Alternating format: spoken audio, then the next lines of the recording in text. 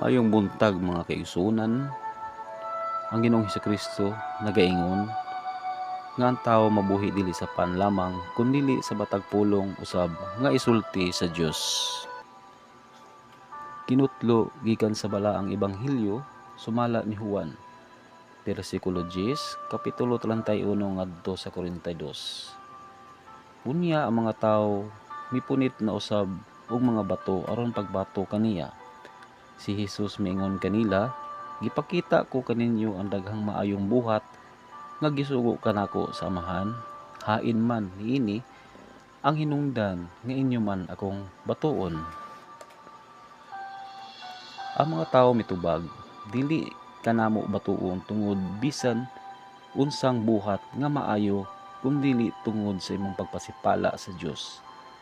Tawo ka lang apan nagpaka-Dios ka. Si Jesus mitubag, nasulat sa inyong kaugalingong balaod nga ang Dios miingon, "Mga Dios kamo."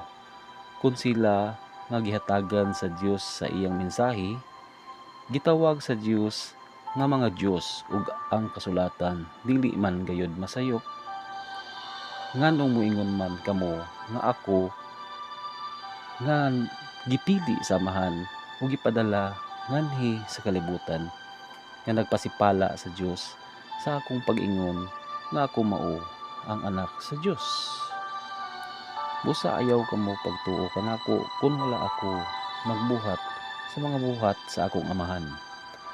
Apan kung nagbuhat ako niining mga butanga, tuohoy ninyo ang akong mga buhat, bisag dili kamo motuo kanako.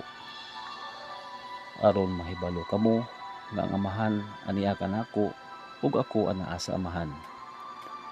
Ug dakpo na usab unta nila si Jesus apan miikyas siya. Si Jesus mibalik pagtabok sa suba sa Jordan. Sa dapit diin namunyag si Juan ug nagpabilin siya didto. Daghan ang mga tawo nga miadto kaniya. Sila miingon, si Juan wala magbuhat og mga milagro apan ang tanan nga iyang gisulti mahitungod niining tawhana tinuod gayud. Ug didto daghan ang mga tawo nga mituo kang Hesus. Mga igsuon ang ebanghelyo sa Ginoo. Daghang salamat mga igsuonan sa pagpaminaw ug dalaygon ang Dios.